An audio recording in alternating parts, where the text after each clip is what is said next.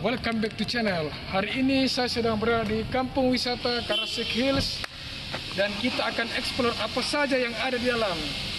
Tidak lama-lama kita akan langsung meluncur. Let's go.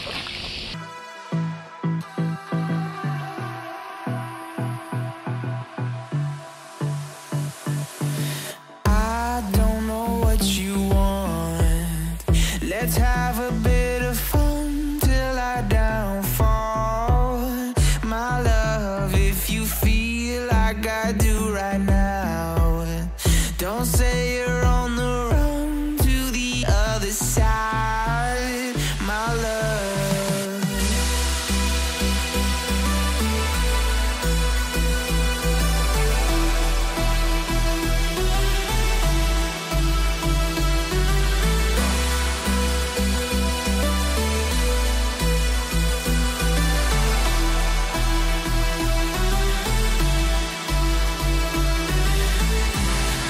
You say you wanna try, but you never do.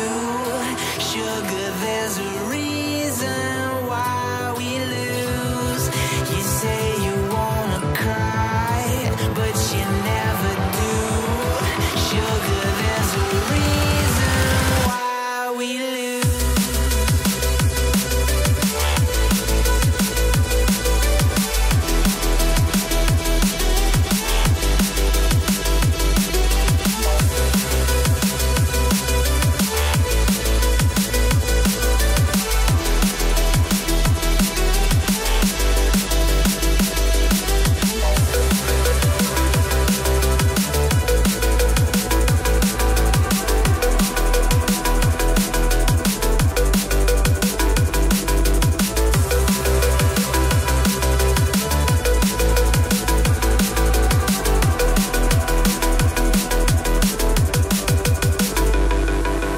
I don't know what you want.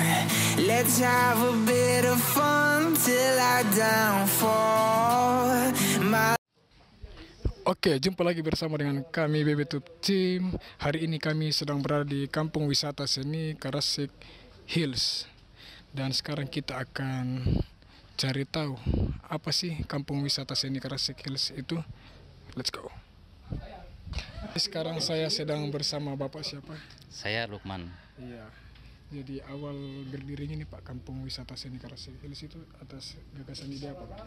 Ya, jadi memang untuk pengembangan kampung wisata seni Karasik Hills itu muncul dari ide saya ketika melihat kawasan yang sekecil ini.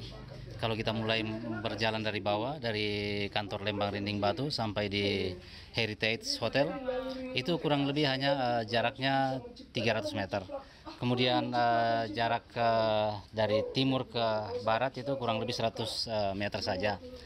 Nah, di dalam kawasan itu ketika saya mulai tinggal di sini, saya melihat ada potensi yang luar biasa. Saya inventarisir, ada 22, kita punya pemetaan, jadi saya petakan. Saya buat peta waktu itu, jadi saya membuat peta. Ternyata di dalamnya ada 22 industri kreatif yang tidak pernah terjamah selama ini dan tidak dilihat. Potensi ini ketika itu saya melihat bahwa ini potensi yang tidak ada duanya di Sulawesi Selatan. Bahkan bisa diadu secara umum di Indonesia. Nah, setelah saya melihat potensi itu, lalu saya buat petanya. Nah, saya sampaikan ke kepala desa, kepala Lembang bahwa ini ada potensi kita begini. Mari kita undang Pak Bupati untuk kita presentasikan potensi yang dimiliki oleh kawasan yang sekecil ini, kita namakan Kampung Wisata Seni Karasik Hills. Nah, di dalam ada industri perak, ada industri manik-manik, ada anyaman, kemudian ada batik, ada ukiran Toraja, ada perak juga, emas juga pengrajinnya, kemudian pengrajin busana, kemudian pengrajin kuningan. Jadi semuanya ada 22. Itu ada di dalam kawasan yang luasnya kurang lebih 300 sampai dikali 150 meter persegi. Nah, pada saat saya mengidentifikasi seluruh potensi yang ada itu, saya melihat potensi pendukung lainnya yang sangat luar biasa, yaitu makam Pandelostrek. Kemudian ada Taman Menhir. Nah, saya menyatukan itu dalam sebuah konsep untuk sebuah kawasan Kampung Wisata Seni Karasik Hills menyatu dengan Taman Religi. Jadi ketika saya presentasi kepada Pak Bupati, waktu kita undang dia datang, saya presentasi bahwa ini menjadi kawasan yang di dalamnya juga ditambah nilainya dengan pembangunan monumen religi. Jadi saya usulkan pada saat saya presentasi kepada Pak Bupati bahwa di Taman Makam Pandai Lostrek itu mesti dibangun taman religi. Nah, taman religi itu bisa dibangun di situ monumen Pandai Lostrek, di mana setiap siswa atau anak-anak sekolah minggu itu datang di situ retret, lalu kemudian belajar tentang sejarah, belajar singkat sejarah, bagaimana masuknya perjalanan Injil masuk ke Toraja dan bagaimana penyebarannya. Itu yang dimaksudkan untuk Taman Religi Pandai Lostrek. Nah, jadi waktu itu memang kita sudah konsep sampai di situ.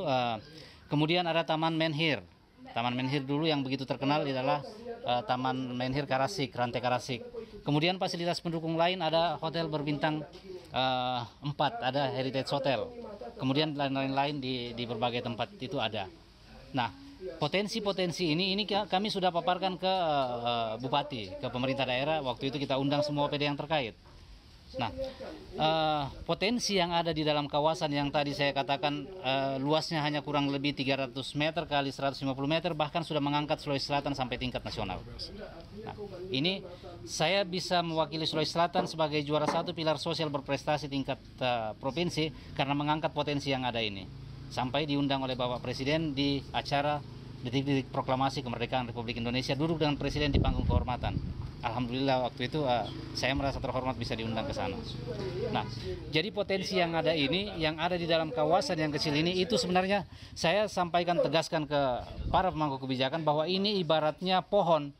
Kami sudah menanamnya dan sudah tumbuh. Pemerintah dalam hal ini pemangku kebijakan tinggal memupuknya sedikit dan dia akan berbuah untuk seluruh masyarakat. Kenapa saya katakan berbuah untuk seluruh masyarakat? Karena di sini juga adalah pusat edukasi. Di sini tempat belajar berbagai industri kreatif termasuk seni rupa. Jadi kita sudah mengedukasi mulai masyarakat anak usia dini sampai kepada masyarakat umum termasuk kelompok-kelompok masyarakat. Kita edukasi mereka untuk membangun sumber daya manusianya. Ya, membangun sumber daya manusianya dalam hal ini itu berbagai industri kreatif, termasuk batiknya, termasuk ukirannya, termasuk manik-maniknya dan lain-lainnya. Ya, nah, kemudian ada perak lagi yang lain ya. Untuk kegiatan ini itu penopangnya adalah kawan-kawan seniman di Toraja, khususnya Tanah Toraja dan Toraja Utara yang menyatukan pemikiran. Jadi kita tidak hanya terbatas bahwa ini hanya sebatas pada seni rupa tok, tapi juga seni musik ada, seni suara. Kita sementara yang lainnya adik-adik itu seni teater. Jadi sementara adik-adik sementara menggarap bagaimana pelatihan seni teater di sini. Nah, kalau untuk seni rupa saya tadi tegaskan bahwa ini dimulai dari kawan-kawan seniman di Toraja yang menyatukan pemikiran, lalu kita berusaha untuk mengumpulkan biaya bersama-sama. Jadi ini tidak ada sumbangsi dari manapun. Ini adalah betul-betul kawan-kawan seniman merogoh sakunya untuk bagaimana acara ini bisa kita lakukan. Jadi kemudian lalu karena inisiatif seperti ini saya sampaikan kepada kawan-kawan di luar Toraja, lintas provinsi, dan kawan-kawan sangat mengapresiasi. Yang pada akhirnya di luar Sulawesi Selatan ada 7 provinsi lainnya itu ikut berpartisipasi. 7 provinsi itu antara lain mulai dari Provinsi Bali, kemudian dari Bandung, kemudian Jakarta, Manado, Kendari, Sulawesi Barat, kemudian Samarinda. Jadi 8 dengan Provinsi Sulawesi Selatan. Provinsi Sulawesi Selatan itu selain Makassar juga ada kabupaten lainnya itu turut berperan di sini. Harapan kami ini kita punya planning memang bahwa kita akan tetap laksanakan kegiatan ini entah itu 2 kali setahun atau yang mungkin lebih dari itu harapan kita supaya ini betul-betul tumbuh. Karena event ini betul-betul dasarnya ialah bagaimana menumbuhkan kesenian di Toraja secara umum ya, Tanah Toraja dan Toraja Utara. Kita membangun komunikasi di sini tanpa sekat antara kedua kabupaten. Jadi kita mau membangun komunikasi itu supaya kita bisa berkesenian sebagai salah satu pilar untuk membangkitkan pariwisata. Toraja menjadikan primadona pariwisata itu sebagai primadona untuk mengangkat berbagai hal termasuk ekonomi. Tapi maaf saja, seni rupanya, keseniannya itu masih dianaktirikan. Padahal pariwisata itu termasuk pilarnya adalah, salah satu pilarnya adalah kesenian. Nah, jadi itu gambaran kenapa kegiatan ini kita kita laksanakan saja seperti apapun jadinya nanti karena memang sifatnya virtual. Ya, dan yang terakhir Pak, mungkin ada pesan moral yang ingin disampaikan kepada generasi muda kita sekarang khususnya di Toraja Pak. Ya, pesan moralnya ialah